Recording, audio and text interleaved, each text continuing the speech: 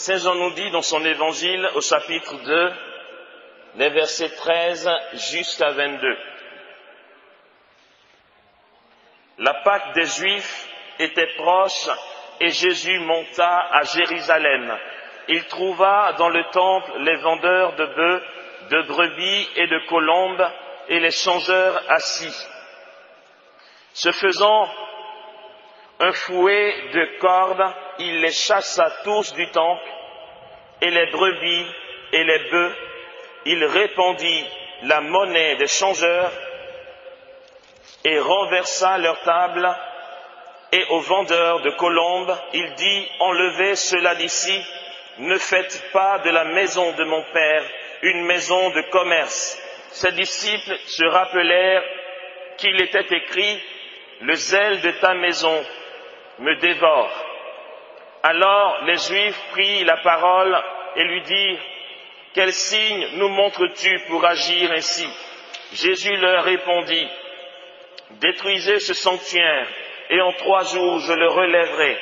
Les Juifs lui dirent alors, il a fallu 46 ans pour bâtir ce sanctuaire, et toi en 3 jours tu le relèveras?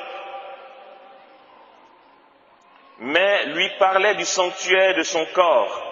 Aussi, quand il fut relevé d'entre les morts, ses disciples se rappelèrent qu'il avait dit cela, et ils crurent à l'écriture et à la parole qu'il avait dite. Amen. Voici une scène de Jésus, scène de sa vie publique, de son ministère public.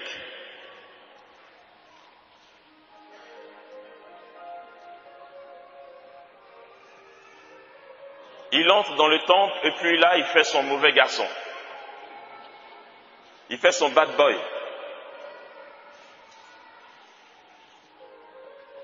Je suis parti de ce texte parce que je voulais partager avec vous ce matin le thème suivant qui est de vivre des sentiments de Dieu. D'accord ? Ce thème n'est pas un thème proposé pour que nous prenions conscience qu'il nous faut vivre des sentiments de Dieu. Ce n'est pas la raison pour laquelle nous traitons ce thème ce matin. Nous ne sommes pas en train de vous dire « vivez des sentiments de Dieu ». Mais on n'est pas Dieu pour vivre ces sentiments. Il nous faut plutôt comprendre que si il y a ce thème, ce n'est pas plus une exhortation qu'une conséquence de ce dont nous avons parlé hier. Découle de la connaissance de Dieu une telle communion que pas malgré nous parce que ça ferait malgré notre volonté, non, je voulais dire sans même chercher, sans même vouloir, sans même le provoquer, nous nous rendons compte que nous partageons les sentiments de Dieu. C'est une conséquence de la vie intime avec Dieu. Naturellement, et ça je ne cesserai jamais de le dire et de le répéter, celui qui ne prend pas les moyens de commencer l'aventure amoureuse avec Dieu par la prière, ne connaîtra jamais tout ce que nous sommes en train d'entendre maintenant. C'est une conséquence de l'intimité avec Dieu.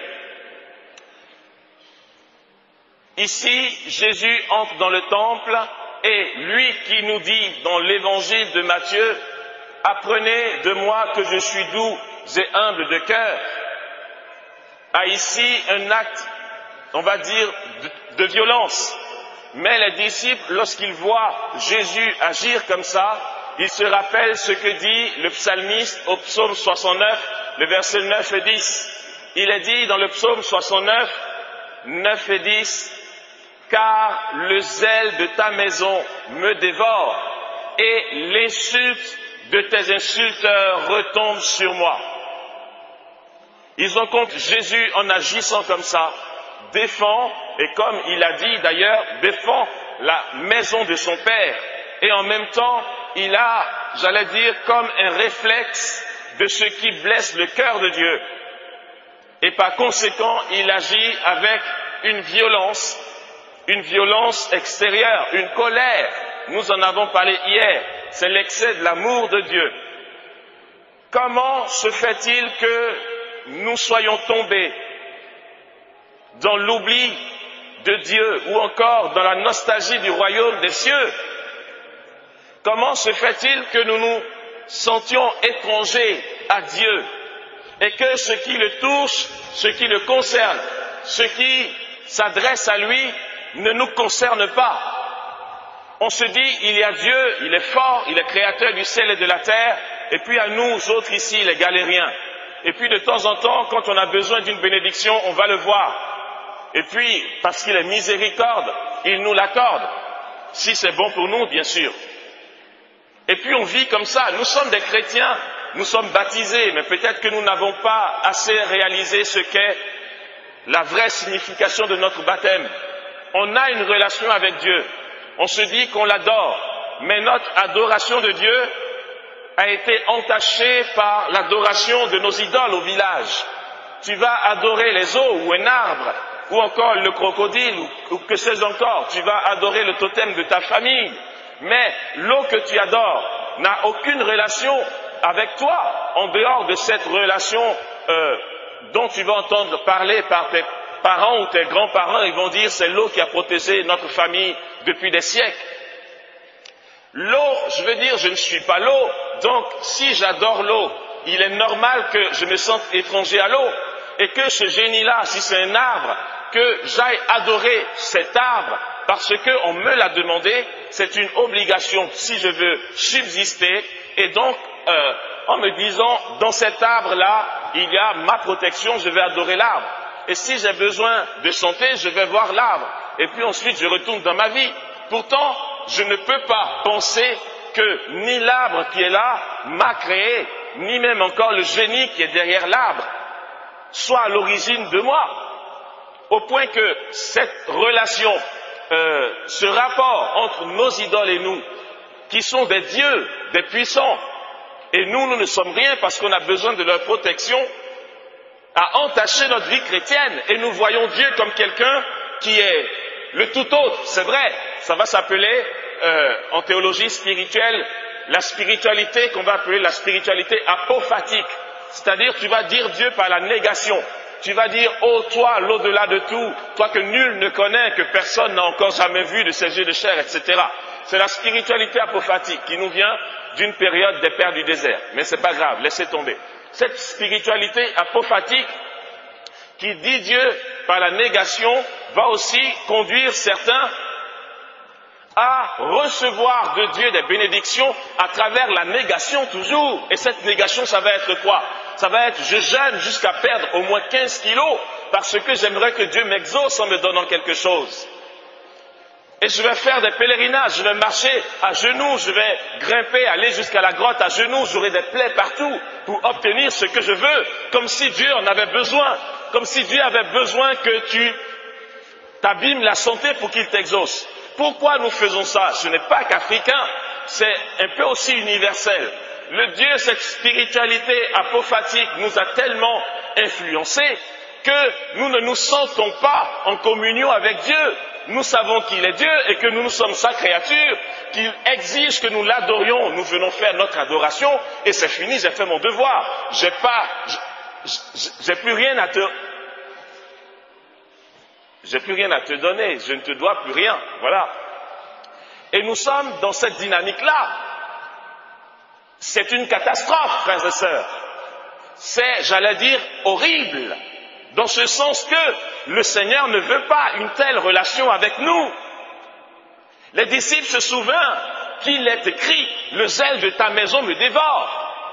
Même pas seulement le zèle que j'ai de t'adorer, pour que de toutes les créatures, j'ai un peu de faveur auprès de toi, ô grand Dieu, que je ne connais vraiment pas du tout, mais qui se manifeste dans des guérisons et des présents que tu nous donnes. Non, ça n'a rien à voir. Le zèle de ta maison me dévore, ça veut dire que c'est ta maison, ce n'est même pas toi. Ce qui t'appartient, désormais, me concerne. Je suis touché par ce qui t'appartient. Et le psalmiste va dire, si le zèle de ta maison me dévore, l'insulte de tes insulteurs retombe sur moi. On t'insulte et c'est moi qui ai mal. C'est cela la relation avec Dieu. C'est cela le cœur à cœur avec Dieu. Et c'est ça, à ça que nous sommes appelés, frères et sœurs. Ne croyons pas que nous sommes des personnes qui viennent d'ailleurs et qu'il y a un Dieu qui vient d'ailleurs et que par hasard de circonstances, on entend parler de lui, on fait un choix entre plusieurs dieux et puis finalement on se dit c'est le Dieu de Jésus-Christ qui est un peu plus potable à adorer. On n'a pas le choix. On n'a pas le choix, non pas parce que nous n'avons pas un libre arbitre pour faire ce que nous voulons. On n'est pas esclaves non plus de Dieu. Mais si je dis que nous n'avons pas le choix, c'est parce que j'ai compris que mon grand frère ou ma grande sœur peut me dire, écoute, Amos, qu'est-ce que tu fais? C'est les fêtes. Est-ce que tu as appelé maman pour lui souhaiter une bonne fête? Non, mais dépêche-toi de le faire. Je suis libre de faire ce que je veux. Pourtant, j'ai envie de dire qu'en conscience, je n'ai pas le choix. C'est ma mère. Elle m'a mis au monde. C'est ma famille. C'est ma mère et donc je n'ai pas d'autre choix. Adorer Dieu, nous n'avons pas d'autre choix que de l'adorer parce qu'il est notre Père. On ne vient pas d'ailleurs, frères et sœurs. On se dit, le paradis est vraiment un truc aussi inconnu. À quoi ça ressemble? On va galérer sur la terre pour accéder auprès de Dieu dans le paradis. On se trompe. Ça n'a rien à voir. C'est que nous venons de Dieu.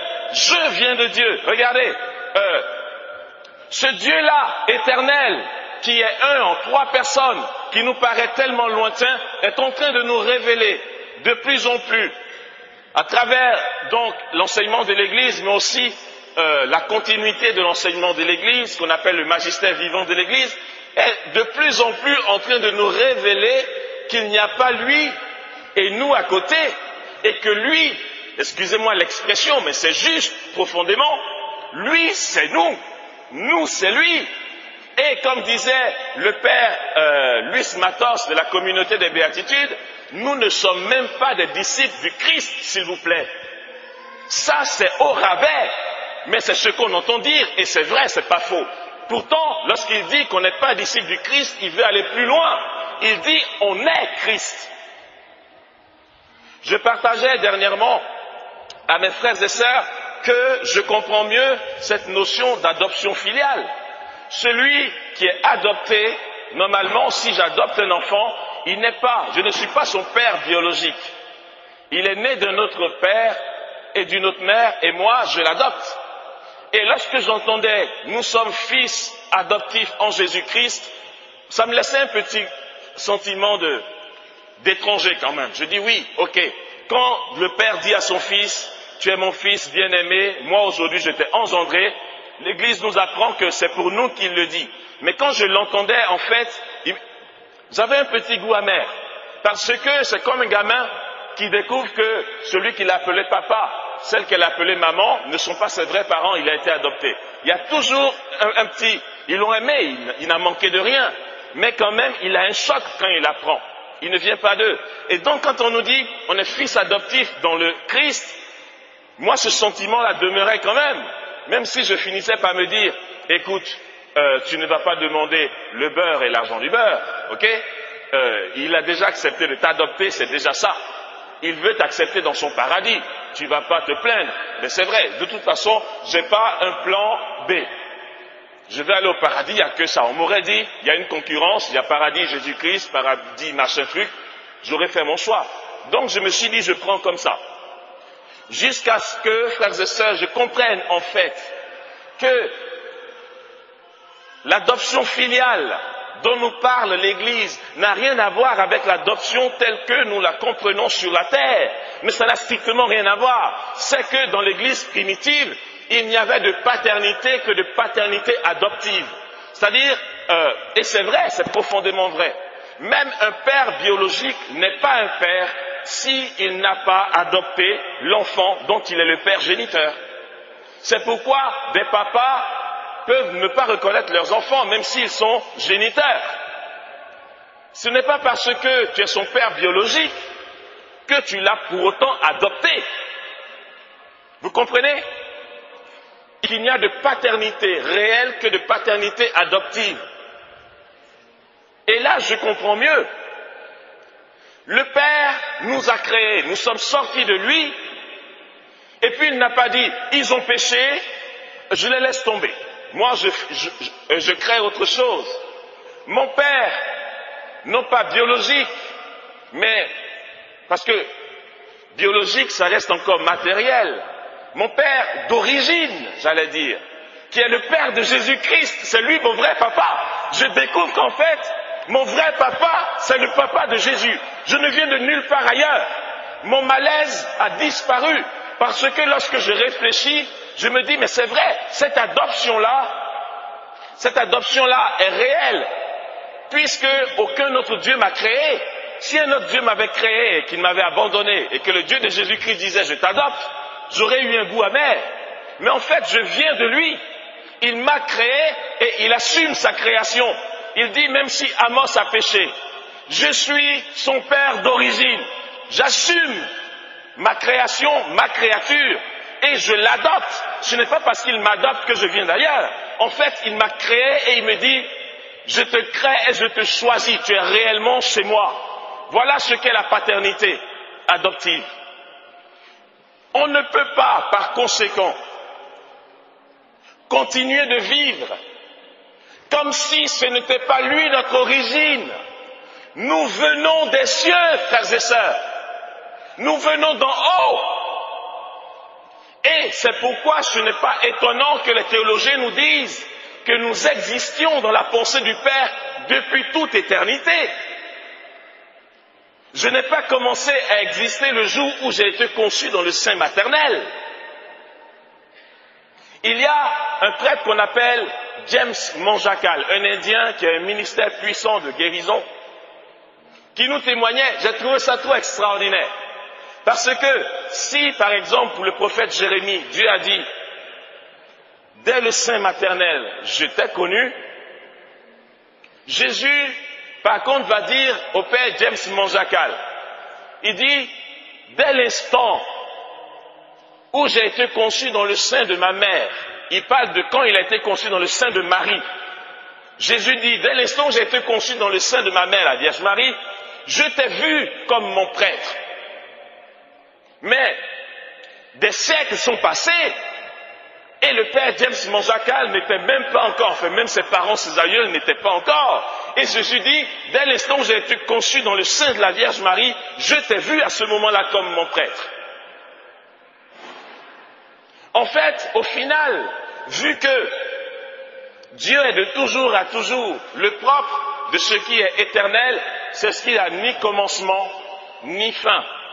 C'est ça la différence entre ce qui est éternel et ce qui est immortel.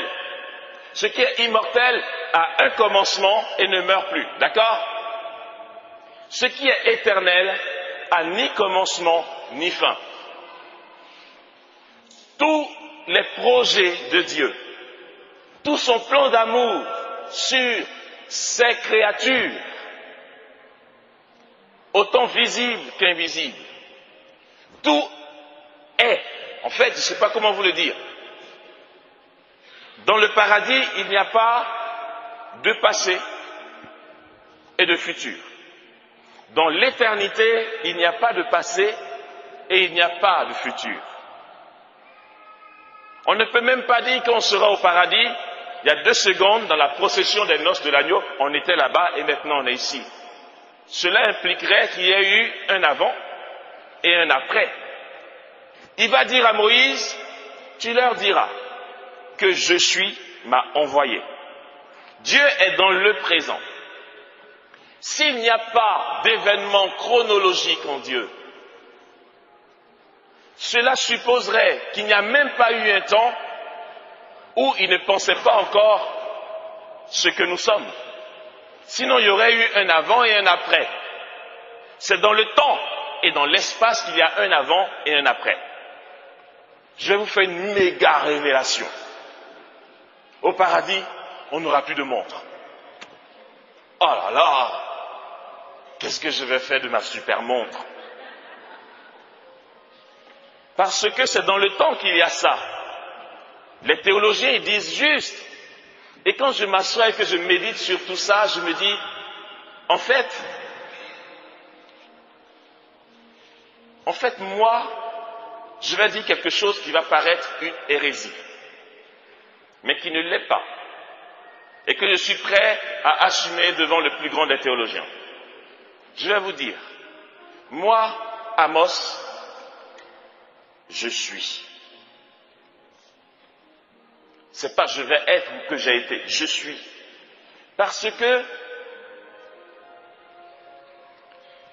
le commencement et la fin du temps, la création et la parousie, tout ce qui se passe entre les deux, tout est dans le présent de Dieu.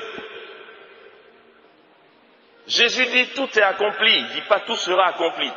Dans le tout est accompli de Jésus, il y avait aussi ton accomplissement qu'il voyait. Notre origine, pour que nous sachions, j'arrive pas à trouver les mots pour que nous réalisions qu'en fait,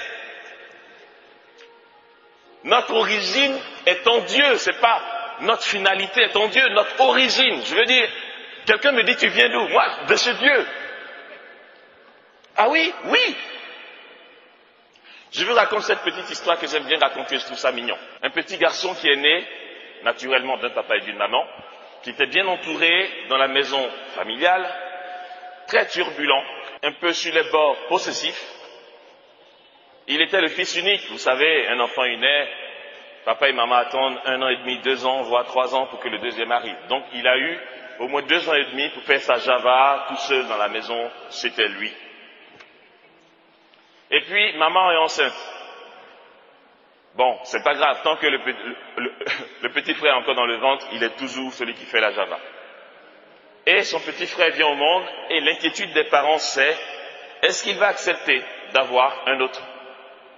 Qu'on s'occupe de quelqu'un d'autre, plutôt que de lui? C'était leur inquiétude. Et bien sûr, il a commencé à manifester des signes, un peu de jalousie et tout, à l'égard de son petit frère. Mais le petit frère qui vient de naître, il voit rien, enfin le pauvre. Et donc les parents faisaient très très attention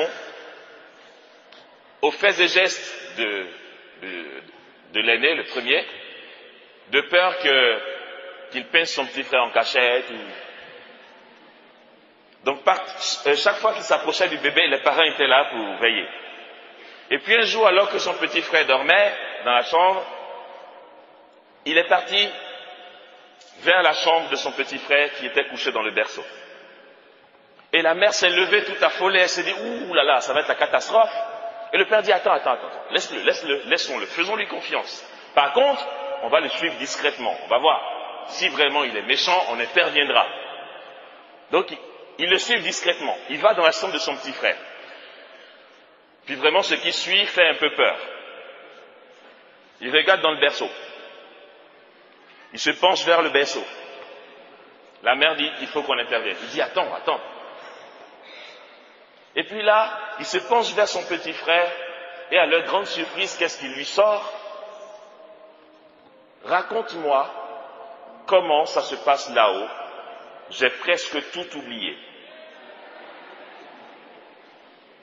Waouh!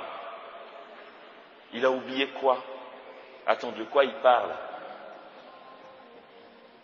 Il y a un prêtre que je connais bien qui dit que nous serons surpris en arrivant au paradis de dire « Ah ouais, ça c'est ici !»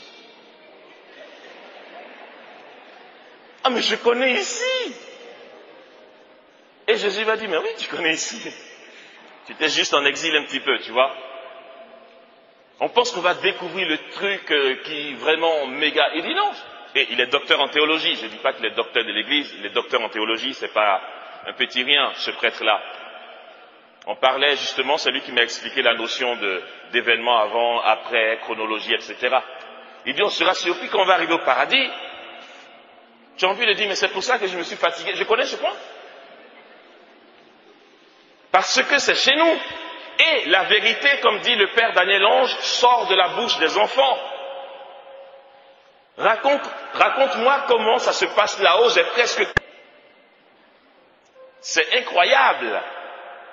C'est peut-être, moi, ça me redonne confiance. Ma vie ne m'appartient pas, je sais qui est mon papa. Et si nous comprenons que nous venons donc de Dieu, nous sommes concernés par les affaires de la famille. Nous sommes en famille. Il y a une hostie qui a été profanée dans tel endroit. Ah bon? C'était quand? Avant-hier. Ah d'accord. Les policiers, ils ont fait des enquêtes? Non. Bon, c'est les voyous. De toute façon, que l'hostie ait été profanée, je pense que c'est l'affaire du curé de la paroisse. Moi, ça ne me regarde pas, je vis ma vie. J'ai mon hostie dans ma paroisse. Le Jésus de là-bas, c'est pas mon Jésus. Moi, j'ai mon Jésus ici. Les souffrances qu'endure Jésus ne nous concernent pas. Vivre les sentiments de Dieu sera une restauration de notre origine, frères et sœurs. Notre intimité avec Dieu nous conduit, nous ramène à notre origine. Celui que nous reconnaissons être le Fils éternel du Père, engendré depuis toute éternité et non pas créé, notre Seigneur Jésus-Christ, réagit ici en Fils du Père. Et nous sommes appelés à faire de même, parce que tout ce qui touche Dieu nous concerne.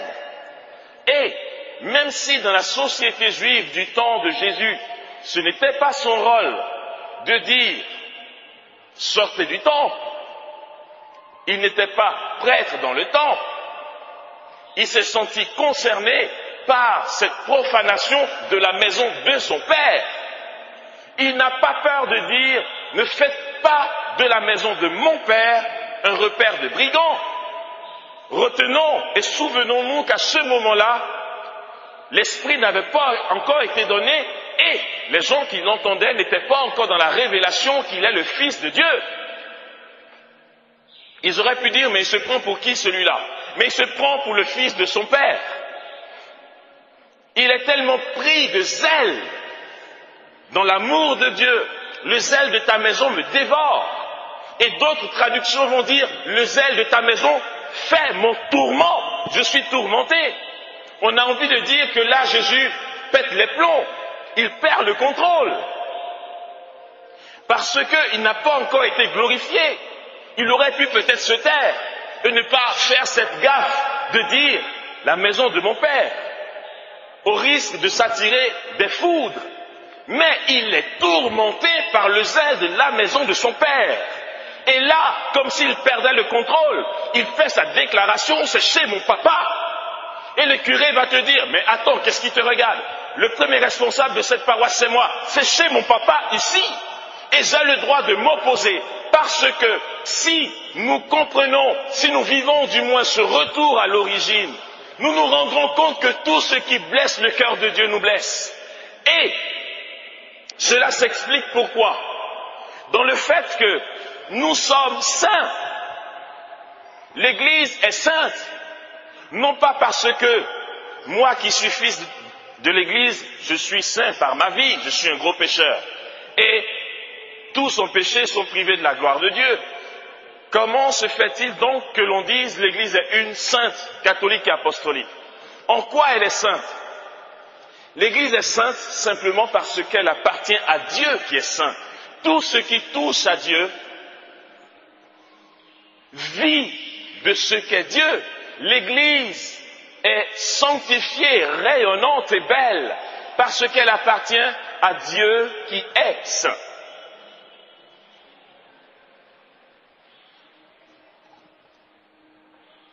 L'appel du chrétien, mais encore plus particulièrement l'appel de la femme, est non pas, on va dire, ontologique, pardon. Quand on dit ontologique, c'est vraiment depuis ta conception, depuis la formation, la mise en forme de toute ta psychologie, etc.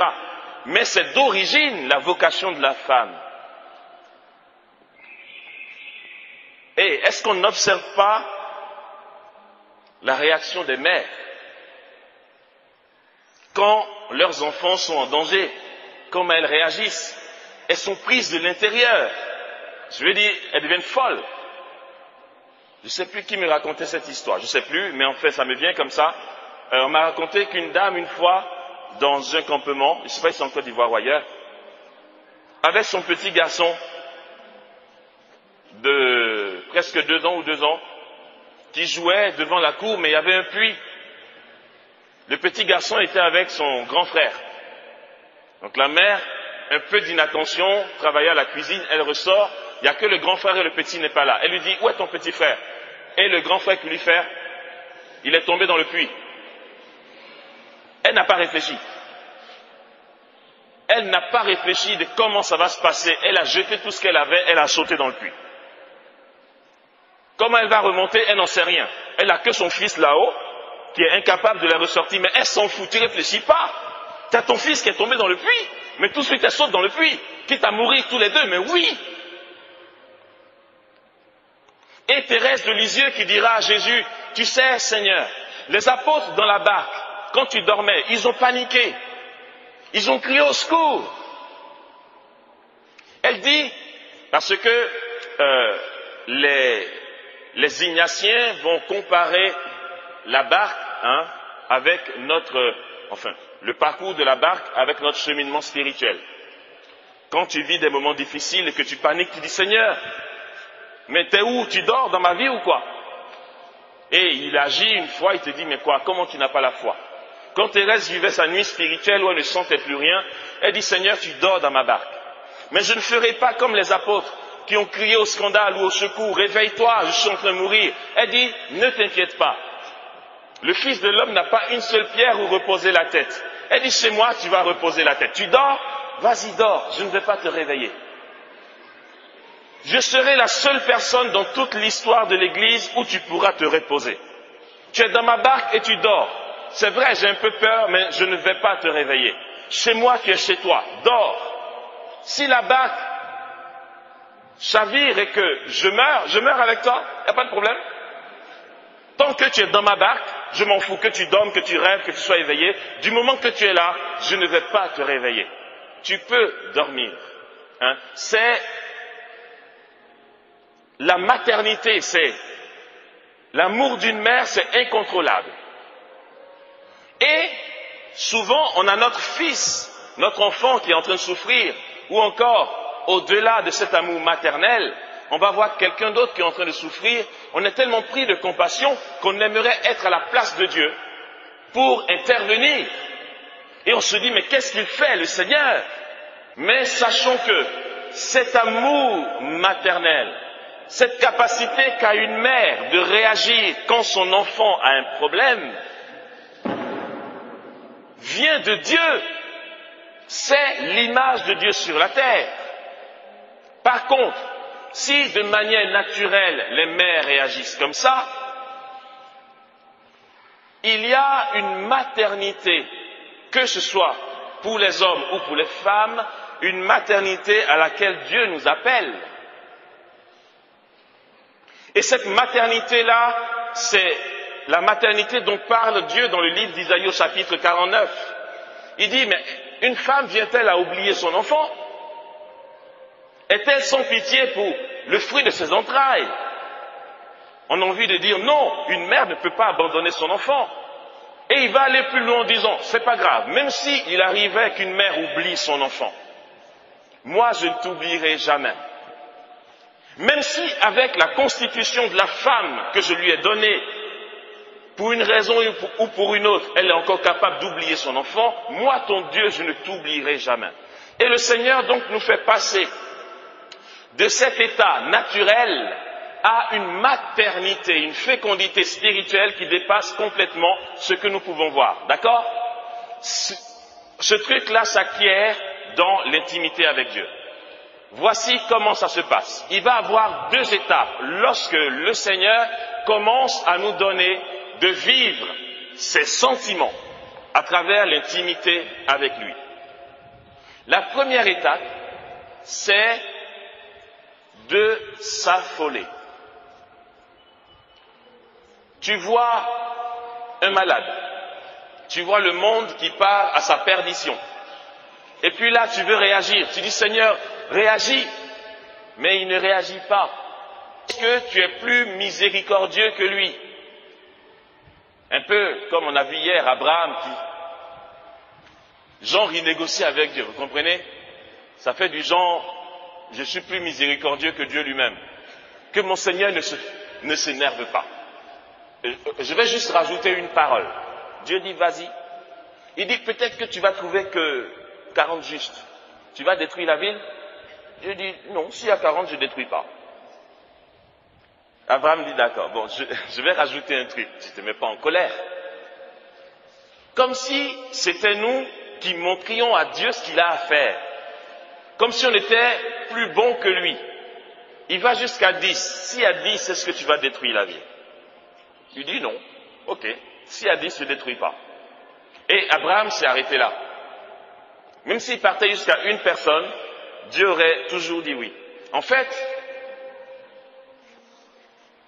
au passage, c'est pas le thème, quelqu'un m'a demandé, c'est quoi la prière prophétique? C'est ça, justement. Abraham pense que cette initiative de négocier auprès de Dieu pour que Sodome et Gomorrhe soient sauvés vient de lui. Non. C'est Dieu qui lui inspire ce que lui-même veut faire. Ok? C'est Dieu qui donne cette miséricorde à Abraham, ce cœur de compassion. C'est pourquoi c'est systématique. Quand Abraham dit 40 justes, tu ne vas pas détruire, Dieu dit non, je ne détruis pas. La prière prophétique, lorsque c'est Dieu qui te l'inspire, elle est exaucée systématiquement. Il n'y a pas de négociation. Parce que tes sentiments sont les sentiments de Dieu. Parce que tu ressens ce que Dieu ressent. Et tout ce que tu lui dis, il le fait. Pourquoi il ne le ferait pas? Puisque vous pensez pareil. Alors on va passer donc d'une première étape de panique, où on va penser qu'on est plus miséricordieux que Dieu, voire même nous mettre en colère parce que Dieu n'a pas guéri un pauvre qui était malade, pour arriver ensuite à la deuxième étape qui va être quoi? Ça va être la compassion dans la patience que donne le Saint-Esprit. Ça veut dire que tu vas passer de tes réactions de compassion à une vraie dimension oblative. C'est une oblation. En fait, tu vivras ce que Dieu vit. Ce que Dieu vit, c'est quoi? C'est qu'il me regarde. Et puis il voit tous mes péchés, toutes mes infidélités qui risquent de me conduire à la mort. Et puis il est tellement, passez-moi le mot, tellement angoissé que je meurs dans mon péché. Mais comme je suis libre, ça va être sa providence qui va conduire les choses patiemment. Et tout le temps que Dieu attend, que Dieu passe, pour voir Amos se convertir, il est crucifié. Il a une vraie souffrance intérieure. Son cœur est transpercé. Il est dans une oblation.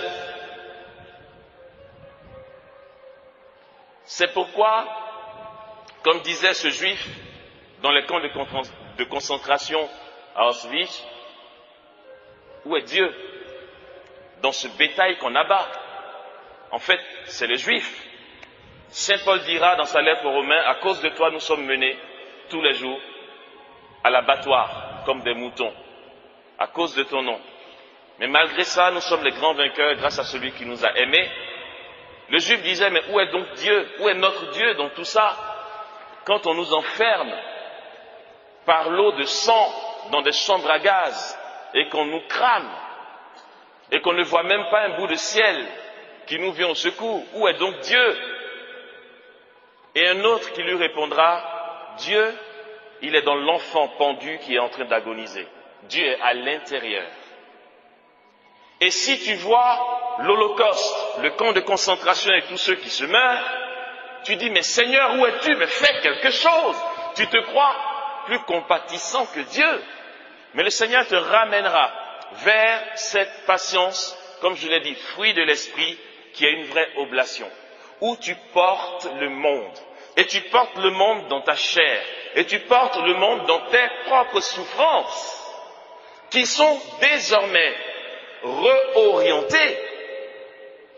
Si hier nous avons vu que justement dans notre souffrance il faut rendre grâce, on peut aller plus loin.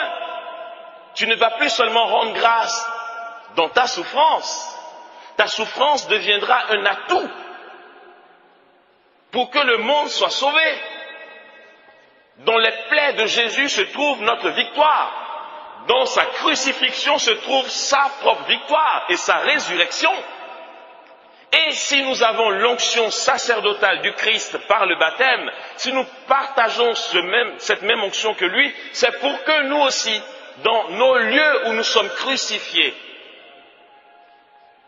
nous offrions, que nous passions non seulement de l'action de grâce, mais à l'offrande, et que notre souffrance devienne la gloire.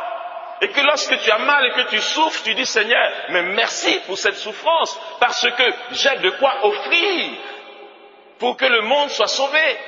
Et que je souffre, je m'en moque, que j'ai mal, je m'en fous, pourvu que eux soient consolés, Seigneur. Voici celui qui a une vie intime avec Dieu et dont la vie ne compte plus, dont le seul souci devient ce qu'on va appeler la soif des âmes. Le cours des événements dans le monde te concerne. Là où va le monde, ça te concerne. Les guerres, ça te concerne. Ce qui se passe à l'autre bout du monde, aux États-Unis, ou au Canada, ou au pôle Nord, ou au pôle Sud, ça te concerne. Tu es responsable. Et tu as ton mot à dire. Parce que tu viens de Dieu, que tu as les sentiments de Dieu, et que le zèle de sa maison te dévore. Et que si l'on touche à une de ses créatures, l'on te touche. Et que si on insulte Dieu, on t'insulte. Et tu ne vis plus pour toi-même. Ma vie présente dans la chair, nous dit saint Paul, je la vis dans la foi au Fils de Dieu qui m'a aimé et s'est livré pour moi. Puisque ce n'est plus moi qui vis, mais le Christ qui vit en moi, dit saint Paul. Il dira à Timothée, j'ai mené le bon combat jusqu'au bout. Et maintenant j'arrive à ma fin. Et il est emprisonné, mais il dit la parole de Dieu n'est pas emprisonnée, c'est l'essentiel. Moi, entre guillemets, c'est pas grave. Qu'on me mette à mort aujourd'hui, je m'en fous. Mourir pour moi est un gain, dit saint Paul. Mourir, c'est la vie. Voici celui qui grandit dans l'intimité avec Dieu et qui vit des sentiments de Dieu. L'apostolat est ton affaire. La sainteté des âmes te concerne. Est-ce qu'elles seront sauvées ou pas? Ça te concerne. Tu n'as plus peur. Et Marthe Robin, qui est restée 35 ans sans manger, sans boire, sans dormir, et qui avait des attaques du démon, et qu'on voyait saigner parce que le démon la frappait la nuit, après 35 ans de souffrance, bien sûr qu'elle n'acceptait pas dans l'action de grâce, s'il vous plaît, qu'elle offrait.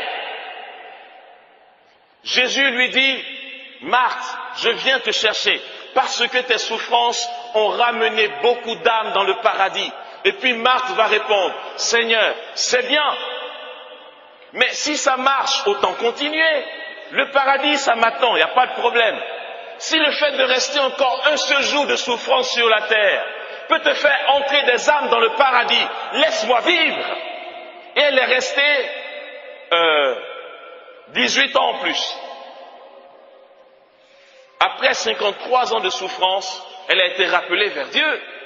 Elle ne vivait plus, je le redis, 53 ans sans manger, sans boire, sans dormir, sans se lever de son lit.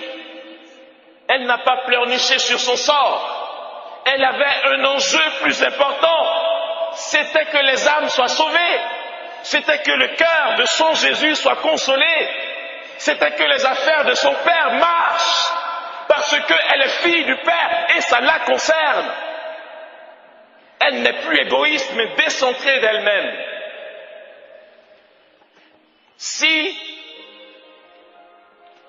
le sentiment de Dieu devient notre sentiment, si nous vivons les sentiments de Dieu, ça va se déployer dans quelques points qui ne trompe pas dans la vie du chrétien. Quand quelqu'un a grandi dans cette maturité d'intimité avec Dieu, ça se voit dans sa manière d'être, dans son sourire, dans sa patience, dans sa douceur, dans ses réactions. Tout n'est rien. La personne vit Dieu. Le premier point, regardez, je vais vous citer 5 ou 6 points, mais je vais en développer que 2, parce qu'on n'a pas tout le temps. Vive l'esprit. Ça va passer par ce dont je viens de parler, qui est la soif des âmes. Primo, la soif des âmes qui fait que tu ne vis que pour que les âmes soient sauvées. Le reste, ça ne compte plus. Thérèse de Lisieux dit à Jésus, Seigneur,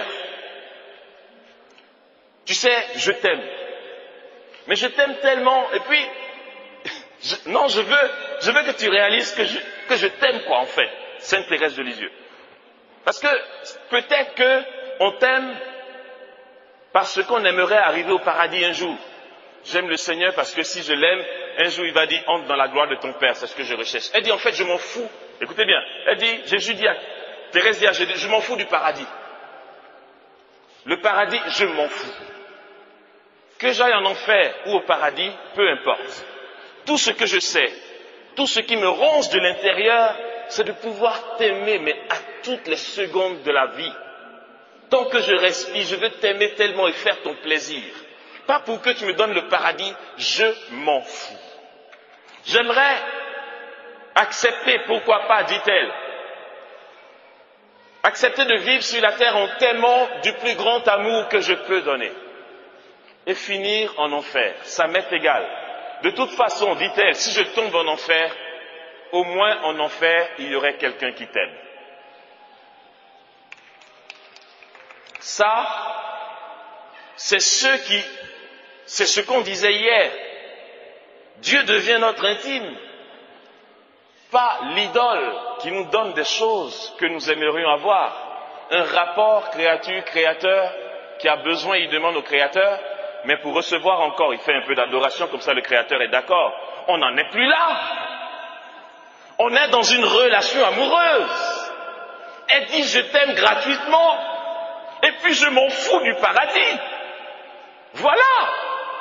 Elle est libérée de tout intérêt propre. Et elle vit les sentiments de Dieu parce que ça, c'est Dieu. Dieu aime gratuitement et sans intérêt personnel. Qu'est-ce qu'il a à venir mourir, ce Jésus? Qu'est-ce qu'il a à prendre chair de Marie, à vivre 30 ans, caché à Nazareth, 3 ans de ministère avec les insultes, la fatigue du ministère, de la prédication et des marches? Qu'est-ce qu'il a à souffrir sa passion et à mourir sur la croix? Il n'en a pas besoin. Il est Dieu. Il ne lui manque rien du tout. Mais ce qui fait Dieu, c'est qu'il aime. Il aime gratuitement. Et puis il n'attend rien de toi. Tout ce qu'il peut attendre éventuellement, c'est que tu te laisses aimer par lui comme il aimerait t'aimer. C'est tout. L'adoration à laquelle nous sommes appelés, c'est quoi? C'est une adoration qui nous remplit de Dieu, et Dieu sait que dans cette adoration, nous avons notre bonheur. Mais que tu l'adores ou que tu ne l'adores pas, il est Dieu. Comme dit cette préface à la messe, nos louanges n'ajoutent rien à ce que tu es, mais simplement nous rapprochent de toi. C'est en ton intérêt. Et Thérèse va arriver à un accomplissement où elle va vivre ce sentiment de Dieu, l'amour gratuit, don total. Oh non, tu sais, Amos, j'ai trop donné, je suis fatigué. C'est toujours moi qui donne. Ou bien, depuis que je l'ai épousé, je ne fais que donner, mais je n'ai rien en retour. Mais puis quoi encore? Tu aimes pour qu'on t'aime? Je te dis non, c'est pas ça l'amour. L'amour conduit à la mort. L'amour, c'est un don total. Tu te donnes tellement que tu disparais. C'est pourquoi la même Thérèse va dire, aimer c'est tout donner et se donner soi-même, sans rien attendre en retour. Tel est notre accomplissement et notre joie. C'est ça la béatitude, frères et sœurs. Il nous faut chercher Dieu, le trouver tous les jours et grandir dans cette intimité avec lui pour faire l'expérience de cet amour. Arriver à dire, Seigneur, prends ma vie, qu'elle t'appartienne, que mes mouvements, mes faits et gestes t'appartiennent. Seigneur, gouverne ma vie comme tu veux. Et dis comme Thérèse de Lisieux toujours, prends ma liberté. Je ne veux même pas que tu me laisses une liberté qui risquerait de te blesser. Prends tout, glorifie-toi par ma vie, elle ne m'appartient pas. Voilà, c'est comme ça que nous pouvons entrer dans la soif des âmes. Je cite les 5 dont j'ai parlé. Primo, la soif des âmes. Secondo, la miséricorde. Ça, c'est celui qui vit les sentiments de Dieu. Dans l'intimité, il bascule là-dedans. La soif des âmes, primo. Secondo, la miséricorde. Tertio, la sainte colère. La colère aussi. La sainte colère. Quatrièmement, le don de soi. Cinquièmement, l'amour de ce qui est petit et non pas gonflé d'orgueil, attiré par tout ce qui est petit. Sixièmement, un attrait pour la pauvreté, pas la misère, la pauvreté. Pour nous, j'aimerais juste parler, je m'arrête là sur la soif des âmes. La sainte colère. Je vais parler donc de la sainte colère. Je vais parler du don de soi. La pauvreté, il y a d'autres enseignements là-dessus déjà. La sainte colère, c'est ce que nous venons juste d'entendre ici. Jésus était en colère dans le temple, mais c'était une sainte colère. Et j'aimerais bien le dire parce que j'ai choisi de parler dans ce lot de 6 de la sainte colère et du don de soi, parce que je parle à des dames. D'abord, mes frères qui sont là, pas de souci, on est ensemble, d'accord? Je parle aux dames, si ça vous intéresse, vous prenez au passage.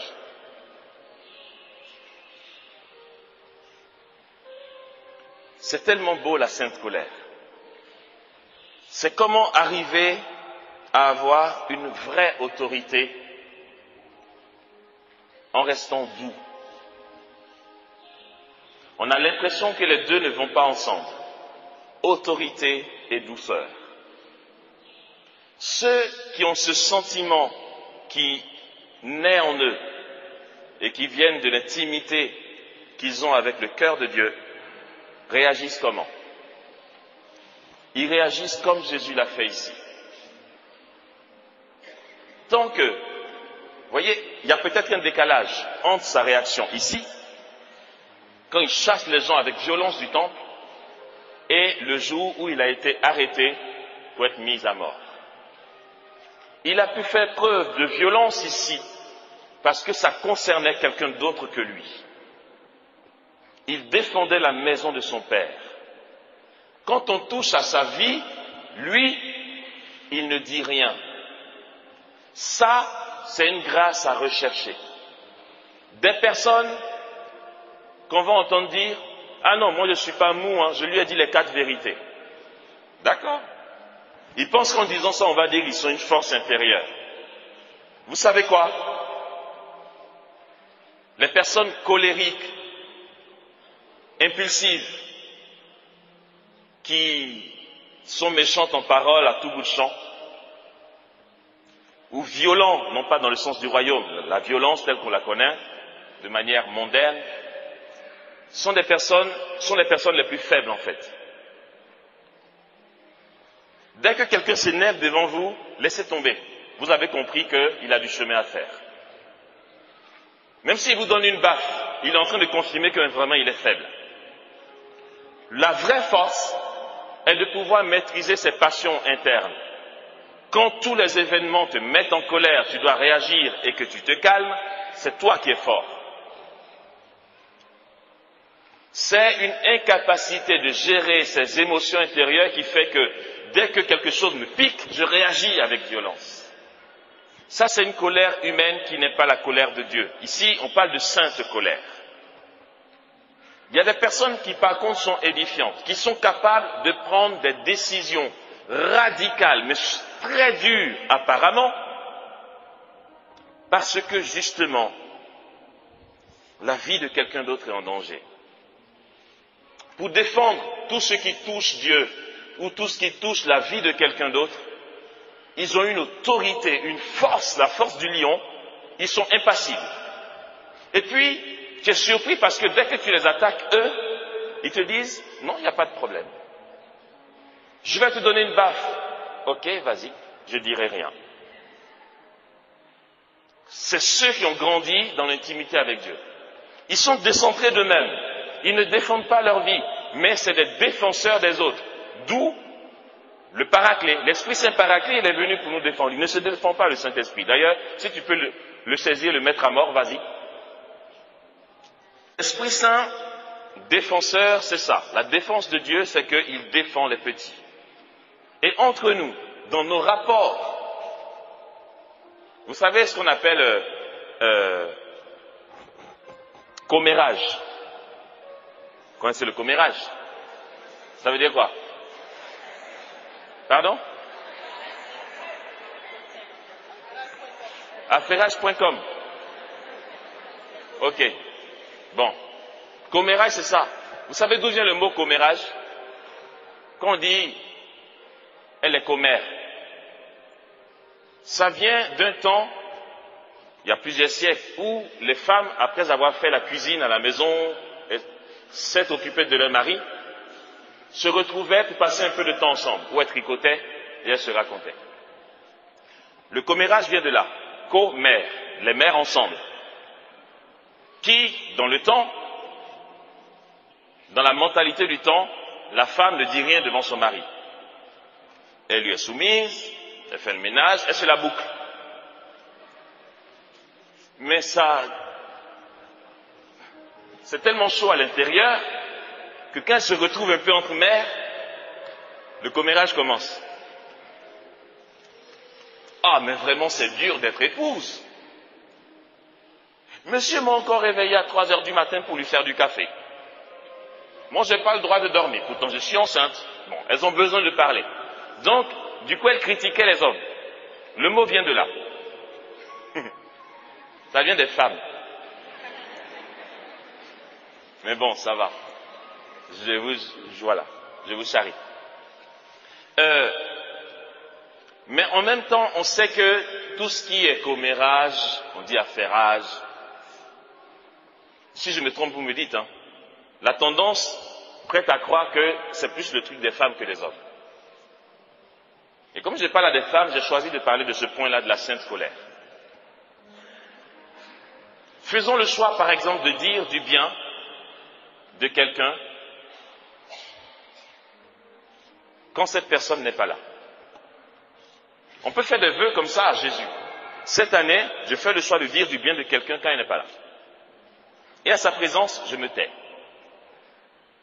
Quand je veux dire du mal de la personne, je ne le dis jamais quand elle n'est pas là, je le dis en face d'elle, pour qu'elle entende. Pourquoi? Bien sûr, on peut se faire des compliments pour élever l'autre. Quand c'est nécessaire, tu discernes le moment, d'accord? Mais il y a des compliments qui peuvent faire tomber l'autre dans l'orgueil.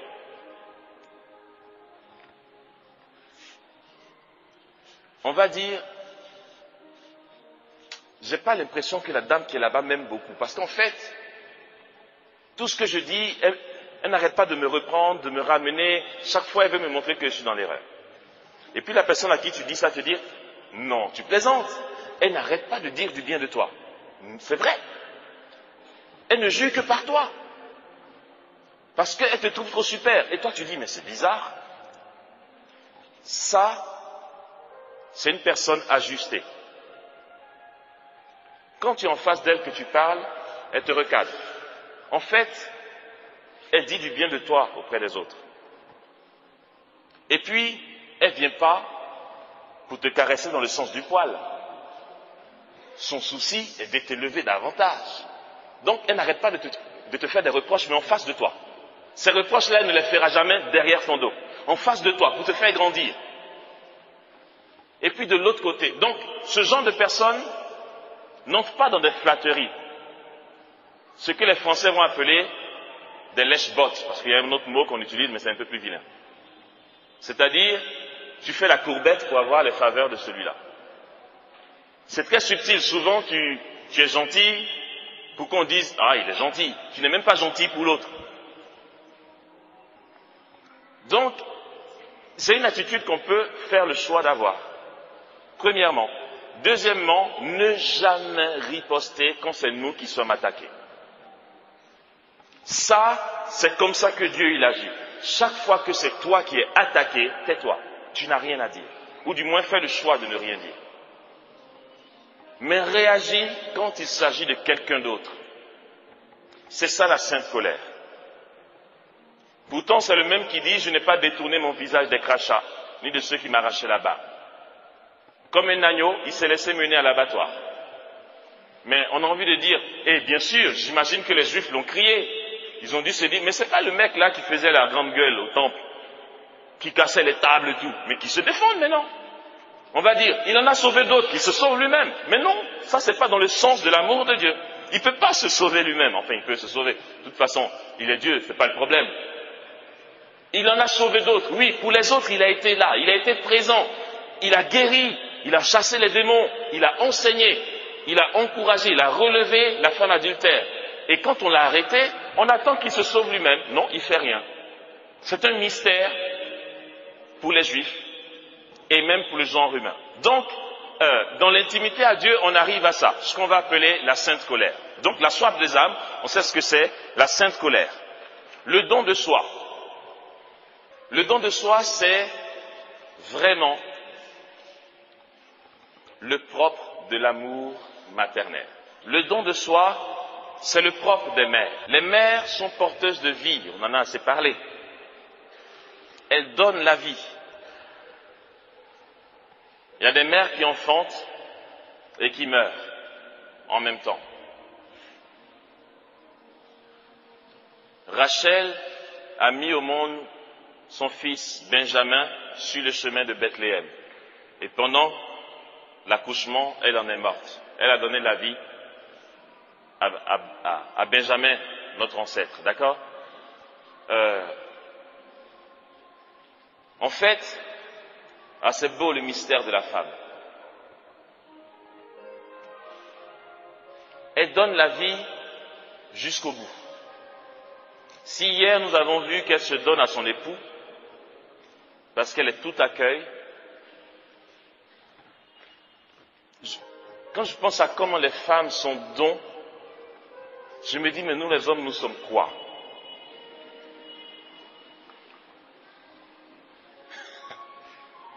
C'est vrai, la femme se donne. Regardez, en général, même dans les lois sociales, on va parler d'abus sexuels. L'agression sexuelle, c'est autre chose. Là, ça frôle le viol, voilà, on t'a agressé.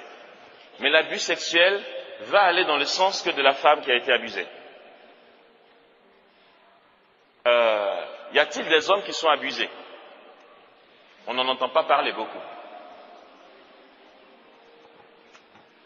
J'ai jamais vu un homme, même si la loi peut exister, j'en sais rien, peut-être que ça existe, mais j'ai jamais vu un homme aller porter plainte pour abus sexuel. En disant, oh, la femme qui est là, je vous assure, elle a abusé. Mais parce que, en fait, c'est pas dans la psychologie masculine. C'est l'homme qui fait le pas. La femme, elle accueille. Du coup, elle peut te dire oui pour un rapport sexuel.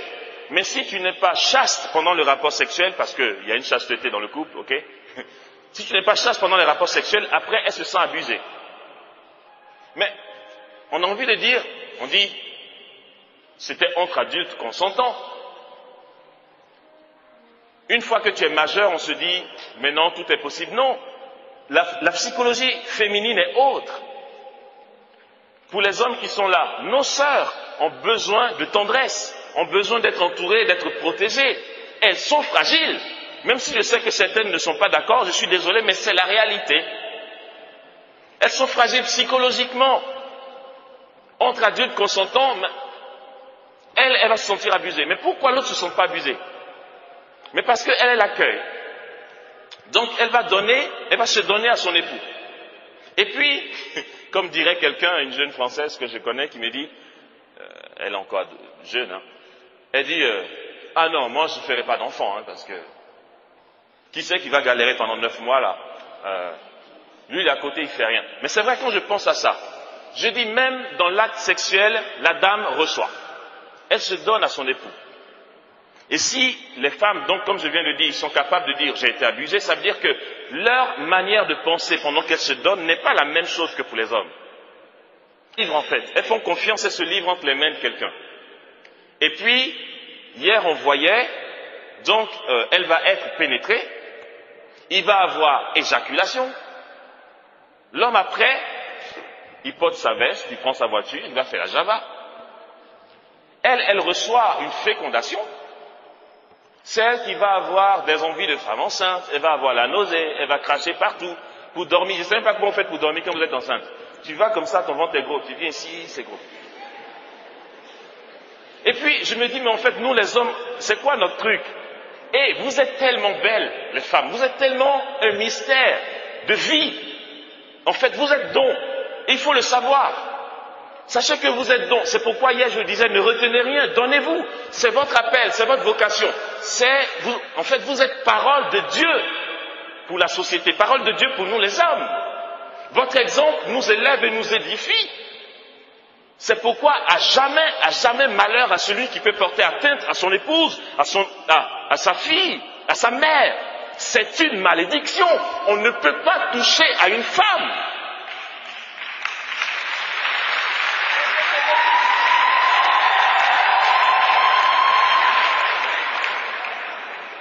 Non mais c'est vrai, c'est une œuvre diabolique.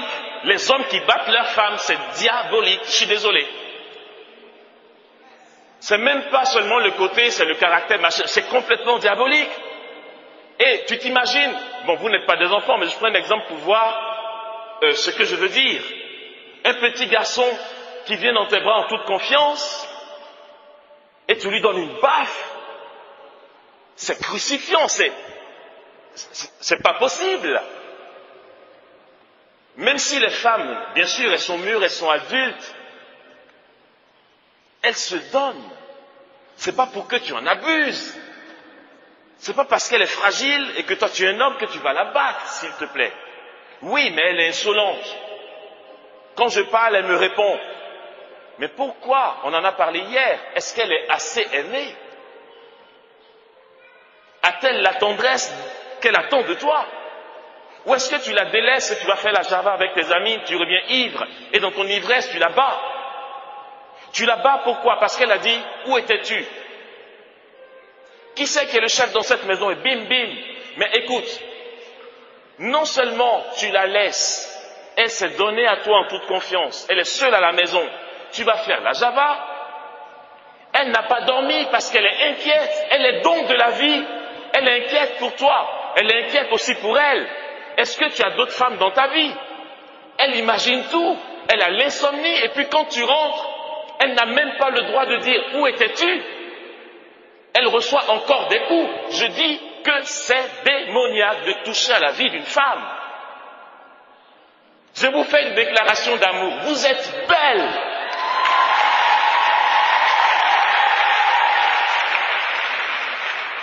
C'est extraordinaire. Et justement, votre beauté se trouve dans le don de votre vie. À Medjugorje, les voyantes ont dit à la Vierge Marie, pourquoi tu es si belle? Et Marie qui répond, je suis belle parce que je vous aime. C'est extra. L'amour embellit.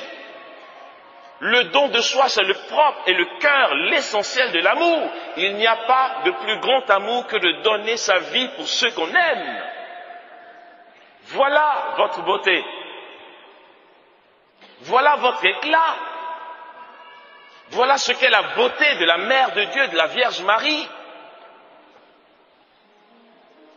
Et, je suis désolé, mais vous devenez laide quand vous voulez sortir de ce que vous êtes pour ressembler aux hommes. C'est vrai, je suis désolé. Je vais vous dire un truc.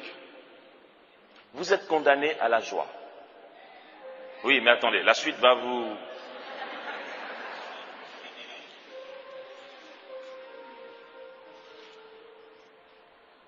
Le Christ a été don total jusqu'à la mort.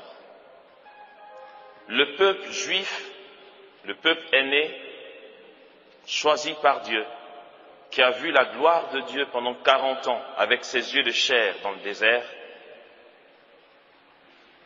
est tellement uni à Dieu que jusqu'aujourd'hui, la terre promise dont on parle, ils ne savent même pas où c'est.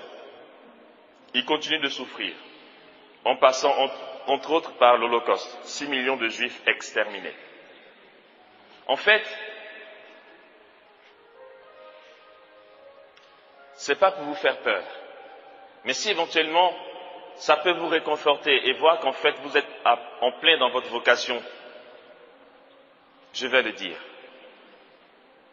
Je répète ce que j'ai dit hier et j'insiste dessus. Vous êtes don à l'image de Dieu qui est don. Donnez-vous, serait-ce jusqu'à la mort, mourrez donc. Là est votre joie. Et nous autres, on a besoin de vous. Notre monde a besoin de votre don, de la vie. Ce matin, le prêtre à l'église Saint-Marc des Trois-Rouges où j'ai fait la messe expliquait que le démon, à travers les sectes sataniques, qui veut détruire la société, sait qu'en attaquant les familles, la société sera détruite parce que tout individu vient d'une famille. Il va attaquer la famille. Dans la famille, il va attaquer les êtres les plus fragiles. Avortement, les enfants qu'on met à mort. Conflit dans le couple, c'est les femmes qui prennent les coups de bâton. Et il a la victoire quand la femme revendique et se braque, et que l'homme aussi dans son orgueil se braque, et que l'enfant est complètement détruit dès petit parce que papa et maman n'arrêtent pas de s'engueuler, et que lui aussi devient un tyran quand il grandit. On a besoin de vous, on a besoin du don de votre vie. Je veux vivre radicalement l'évangile et aimer comme Dieu aime. Si tu n'as pas compris que aimer, c'est être idiot, tu ne peux pas aimer. Idiot selon la vision humaine. Je finis sur un psaume. Voici ce que le Seigneur attend de la douceur féminine.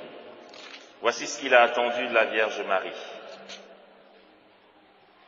Le psaume 45, selon la traduction de Jérusalem, dit ceci.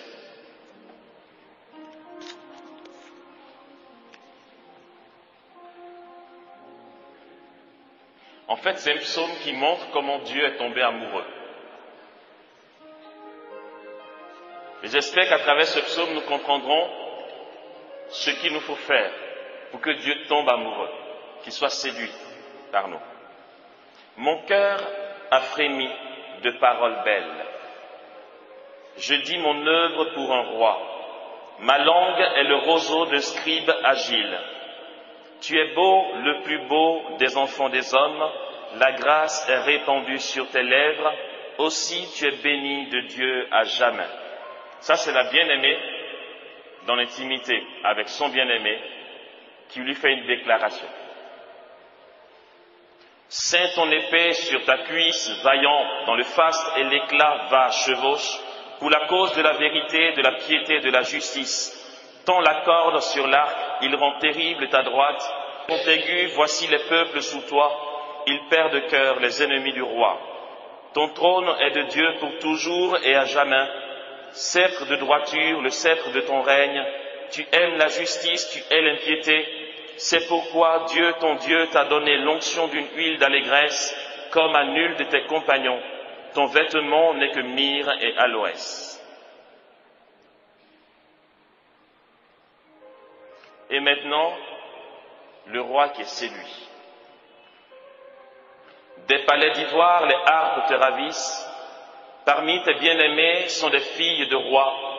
À ta droite, une dame sous les ors d'Ophir. Écoute, ma fille, regarde et tends l'oreille. Oublie ton peuple et la maison de ton père. Alors le roi désirera ta beauté. Il est ton Seigneur, prosterne-toi devant lui. La fille de Tyr, par des présents, déridera ton visage. et les peuples les plus riches par maints joyaux sertis d'or, vêtus de brocart. La fille du roi est menée au-dedans vers le roi, des vierges à sa suite. On amène les compagnes qui lui sont destinées. Parmi joie et liesse, elles entrent au palais du roi. À la place de tes pères te viendront des fils, tu en feras des princes par toute la terre. Que je fasse durer ton nom d'âge en âge, que les peuples te louent dans les siècles des siècles.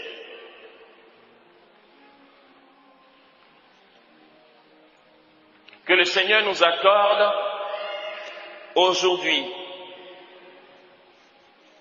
la grâce concrète d'être dans une relation amoureuse avec lui, d'aimer jusqu'à tout donner, jusqu'à nous donner nous-mêmes. Et ce don de vie auquel Dieu nous appelle,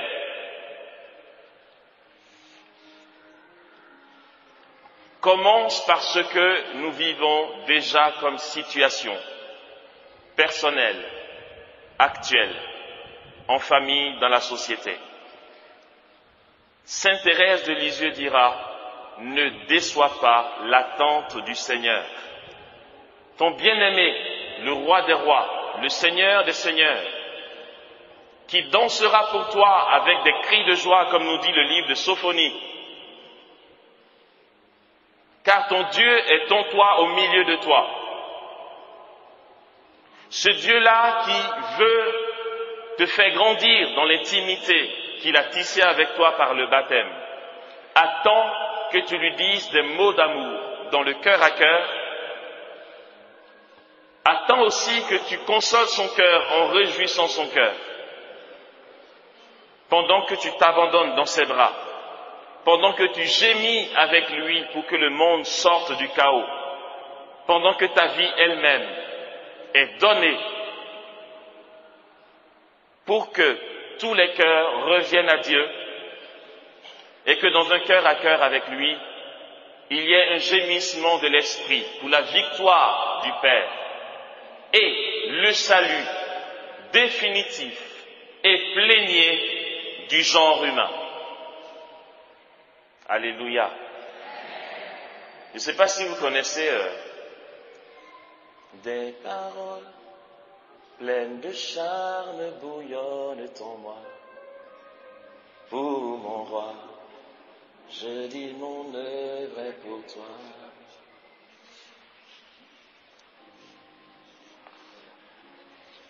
Accueillons ce chant, accueillons ces paroles et laissons entrer en nous les grâces que porte cette parole que nous venons d'entendre.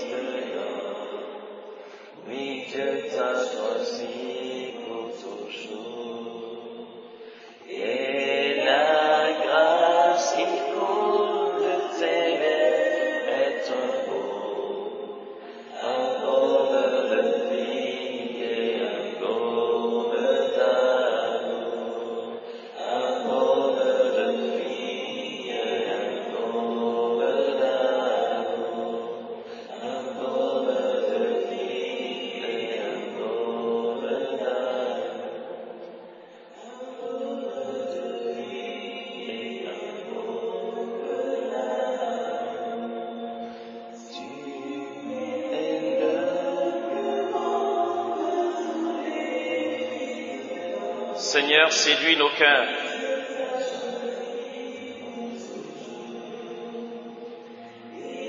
Seigneur, donne-nous d'être séduits par toi. Donne-nous de faire l'expérience d'être amoureux de toi, que nous nous donnions jusqu'au bout.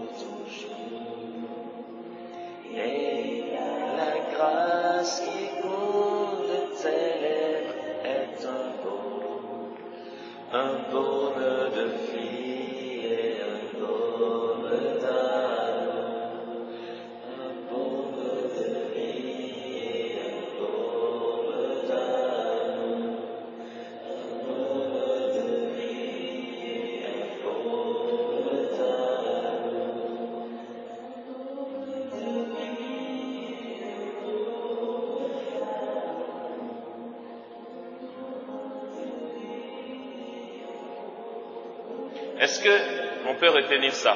Tu es le plus beau des enfants des hommes. Oui, Dieu t'a béni.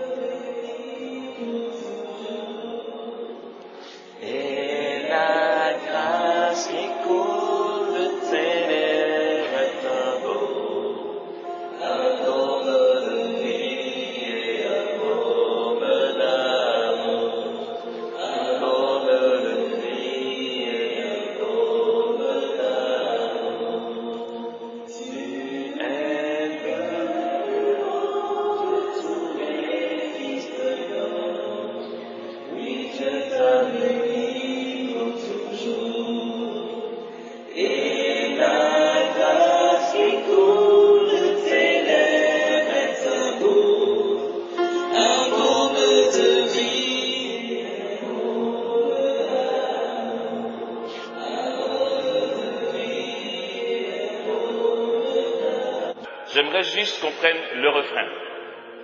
Il y a une grâce qui nous est donnée à travers les paroles de ce chant. J'aimerais juste que nous accueillions la grâce que Dieu donne. Essayons juste de retenir. Tu es le plus beau des enfants des hommes. Oui, Dieu t'a béni à jamais. Et la grâce qui coule de tes lèvres est un baume de vie et un baume d'amour. Tu es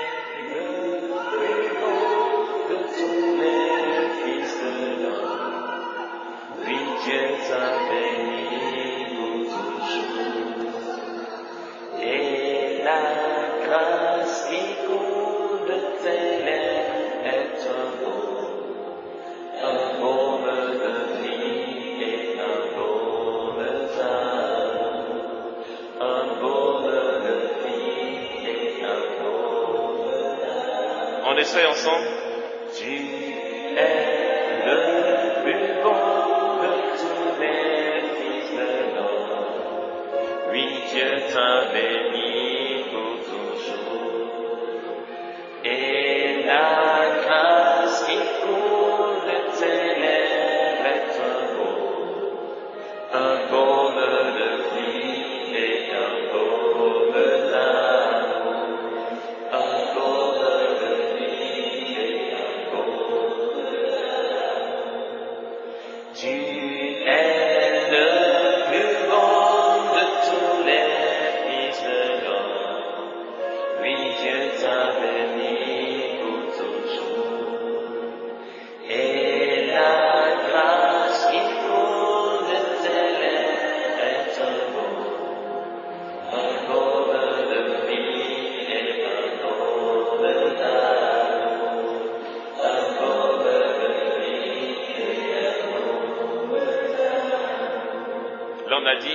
baume de vie et un baume d'amour. Avec la même mélodie, on finit en disant « Oui, je suis malade, malade d'amour. »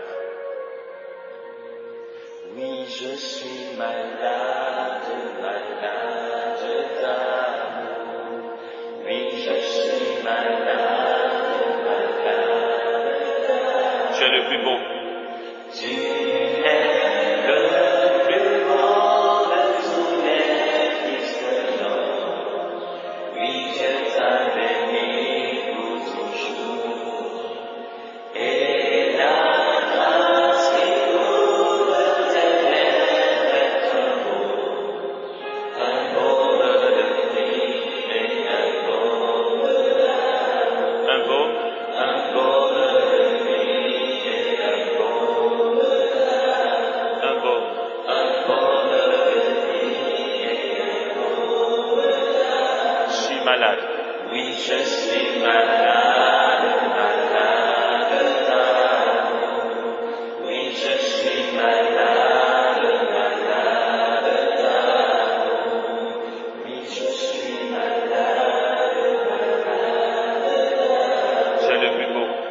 Tu es le plus beau de tous les fils de l'homme.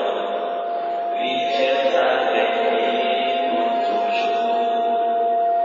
Et la grâce qui coule de tes lèvres est un baume de vie et un baume d'amour. Un baume de vie et un baume d'amour. Un baume de vie et un baume d'amour. Je suis malade. Oui, je suis malade, malade d'amour. Oui, je suis